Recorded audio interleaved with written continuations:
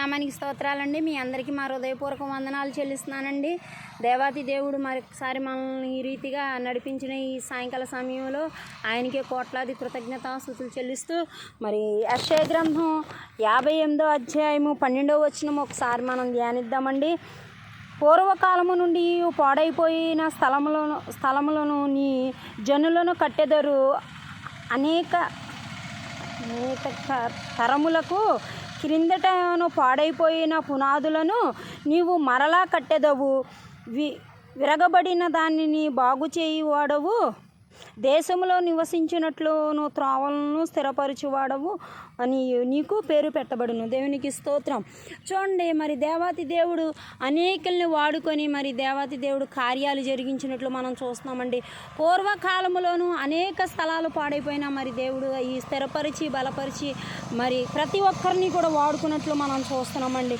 మరి చూడండి, ఈ రీతిగా మనం ఉండాలి అంటే, అది జరగాలి అంటే మరి ఏదైతే దేవాతి దేవుని ద్వారా కానీ ఈ కార్యాలు జరిగినట్లు మనం చూస్తున్నామండి. అది దేవుడు కార్యము జరిగించగా మరి ఆపువాడు ఎవడండి?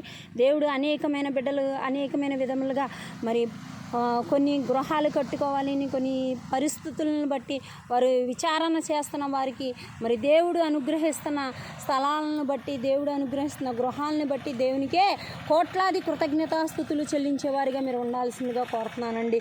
మరి చూడండి, మరి ఈ రీతిగా ఉండాలంటే మనం ఏమి చేయాలి? మరి 2వ దినవృత్తాంతములు గ్రంథము మరి 7వ అధ్యాయంలో దేవాతి దేవుడు మాట్లాడుతున్నాడండి. మరి చూద్దాము, ఆ మాటలు కూడా మనం ధ్యానిద్దామండి. ఒక 2 మాటలు చూడండి.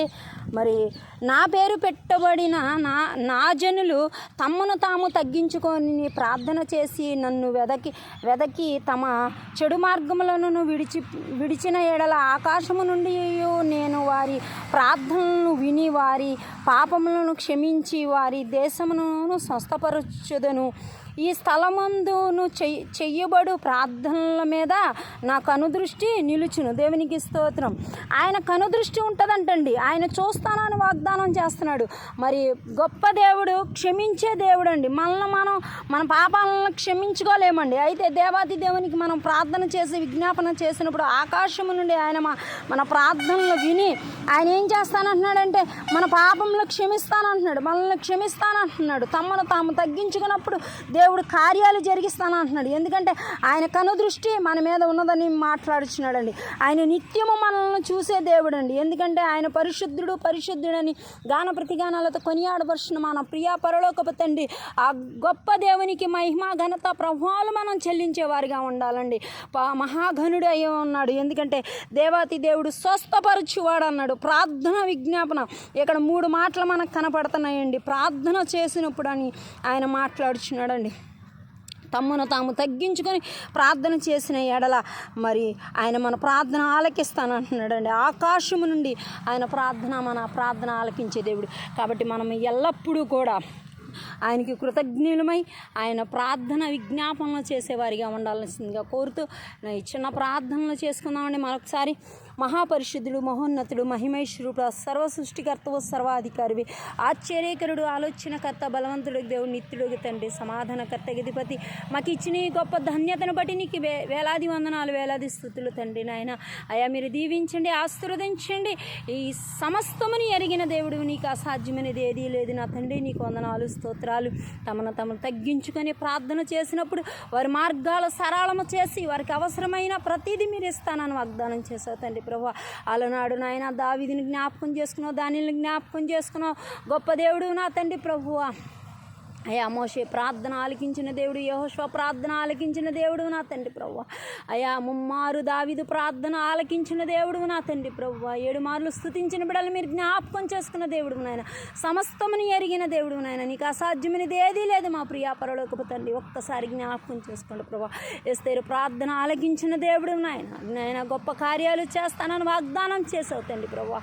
అయా ఈ స్థలం ముందు ప్రార్థన చేయబడిన ఆ ప్రార్థనలు మీరు ఆలకిస్తున్నాను తండ్రి ప్రభువా. ఎక్కడ ఉన్నా, ఒకరు ఇద్దరు ముగ్గురు ఉన్న చోట నేను ఉంటానను, మా మధ్యన మరి ఉన్నందుకు నీకు స్తోత్రాలు చెల్లిస్తూ ఈ చిన్న ప్రార్థనని పాదశలను చేర్చుకుని మాకు ప్రతిఫలం దయచును. ప్రార్థనలు ఏకీపించిన ప్రతి ఒక్క బిడ్డను మీరు దీవించి ఆశీర్వదించి వారి అవసరతలు వారి అక్కర్లు మీరు తీర్చి మీ నామానికి మహిమ తెచ్చుకోమని త్వరలో రానున్న నా ప్రభు అయిన యేసుక్రీస్తు అతి పరిశుద్ధాత్మ నామములో అడిగి వేడి ప్రార్థించి పొంది ఉన్నాను మా ప్రియా పరలోకపు తండ్రి.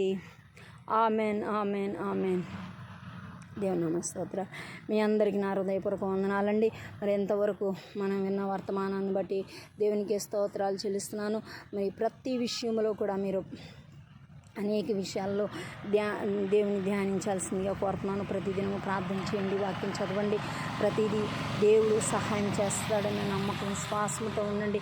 ఎవరికి ఏ అవసరం ఉందో, ఏ అక్కరుందో సమస్తమును ఎరిగిన దేవుడు నా దేవా నీ పాదాలు పట్టుకుని వేడుకుంటున్నానని మీరు మొరపెట్టండి, ప్రార్థన చేయండి, విజ్ఞాపనలు చేయండి. ఆ దేవుడు కార్యాలు జరిగించే దేవుడు. మమ్మల్ని విడిచిపెట్టే దేవుడు కాదు.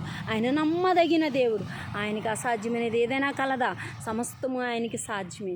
సహోదరి సహోదరుడా, మీరు ఏదైతే అవసరతల కొరకు అక్కర్ల కొరకు అడుగుతున్నారో మీరు అడగండి. అడిగి మీరు పొందుకోండి. దేవుణ్ణి అడగక పొందుకోలేని వారు అనేకులు ఉన్నారు. మనం అడిగితే దేవుడు సహాయం చేస్తాడు.